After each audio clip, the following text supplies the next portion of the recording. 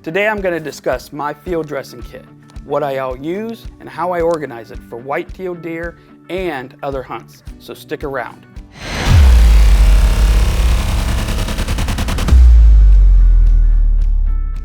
Hi, I'm the OCD Hunter, bringing you tips, tricks, DIY hacks, and other useful ways that my OCD can help make your life a little bit more simpler.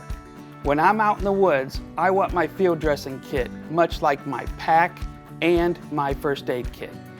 Organized, easily deployed in different configurations, and set up so I can work quickly, efficiently, and avoid cross-contamination between the animal, myself, and the stuff in my pack. To do this, I ended up purchasing a Carhartt tool roll from Amazon. If you want to support the channel and buy your own or any other item I have in my roll, there will be a link in the description. The first thing I did was give it a pseudo camo paint scheme on the exterior side to match my pack.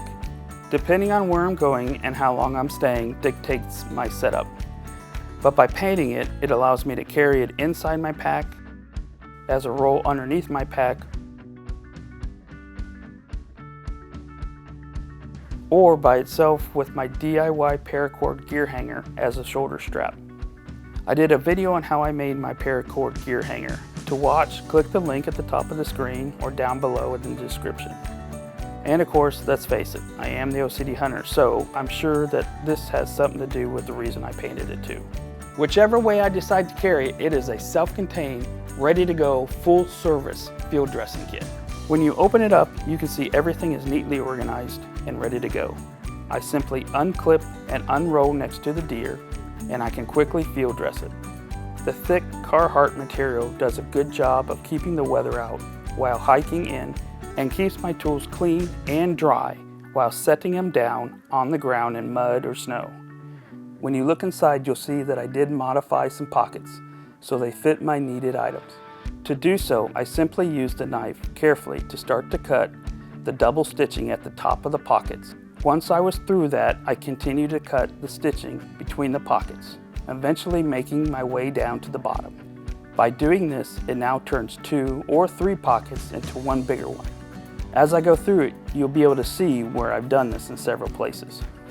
Starting from the left side, I'll show you what I carry. When you roll out the tool pouch, there is a flap that is velcroed down. Opening that flap reveals 3 pockets down the left side. In the top 2 pockets, I carry extra rubber gloves. I pack them in a pair so they are easy to pull out. I carry 3 pairs in the top and 3 pairs in the middle. In the bottom pocket, I carry 3 gallon-sized Ziploc bags folded down, each wrapped with a rubber band. These can be used for everything, from keeping harvested organs and cut down pieces of small game to using it as a waste container for all contaminated waste from the gutting process, or carrying dirty, bloody knives and tools. In the first 3 bottom pockets, I carry knives that I'm testing out in the field. You will find that as you do this longer, that some knives work better for some tasks because of size, blade type, and grind, and even the handle material. These pockets hold the knives that I'm currently experimenting with. Currently, they are all Moras. There is the Mora fillet knife, Cans ball, and Light My Fire. The 4th pocket holds a tested and known good knife for gutting out in the field. For a knife to be in this pocket, it has to pass several tests. It has to be razor sharp and hold that edge while using it. And the handle material for me must not be slippery while in the bare hand wearing rubber gloves or any other hunting gloves when the handle becomes wet, slimy, or bloody. Plus, it needs to hold up to the frigid temperatures. Currently in this pocket is the Alpha Wolf from Knives of Alaska. I am planning on doing a full review on it during hunting season so you can see it in action. It is a great knife, but there are just a few things I wish I could change. But anyway, this pocket is really about having a knife that I know will handle the job. In the next pocket, I carry a small bone saw. This one is by Gerber. I'm not a huge fan of it. It does the job, but I wish the saw was a little longer. In the next pocket, I carry a scalpel knife with removable blades and extra blades. Once again, this is a Gerber, and I'm not real impressed with it. I'll be swapping it out with the Havalon Piranha at some time. but the idea of this knife is to give me an extremely sharp, thin, and flexible blade as an additional option to my other fixed blades. The final pocket on the bottom row holds a couple of items. First, my Work Sharp sharpener for quick touch-ups. I'll do a review on this later as well. This pocket also holds my son's and my hunting license. And finally, my modified deer transportation tags. I did a video how I set these up to withstand the weather. To watch, click the link above or check the link in the description. Moving up to the top row, I carry some zip ties bundled together with a rubber band so I can attach my deer transportation tag onto the deer.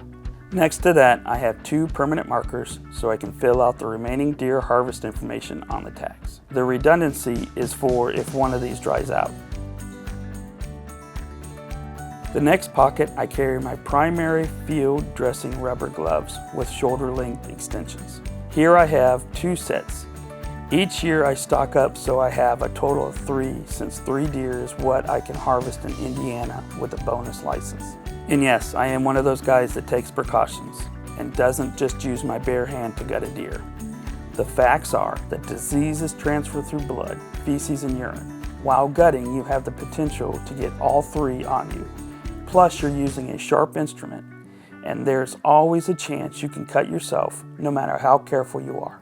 Next to that pocket is a packet of antibacterial wipes that can be used to clean myself or my tools after using them to help keep from contaminating the tool roll. The next one is my last pocket. Here is where I carry my 3rd pair of field dressing rubber gloves with the shoulder length extensions. Or I'll use it for a package of game bags for quartering large game that I can pack and haul out with my larger pack. So there you have it, my field dressing kit. Every time I go out, I'm always reevaluating it to see what worked and see what can improve, because this is always evolving. But the purpose is always the same, and that's to be organized, easily deployed in different configurations, as well as to avoid cross-contamination between myself, the animal, and my pack. I'm the OCD Hunter, and I hope that my continual painstaking practice of changing, fixing, and improving on ideas will help you out in your endeavors. Don't forget to like and subscribe. Click the bell next to the subscribe button to get notified of new videos. Comments are always welcome.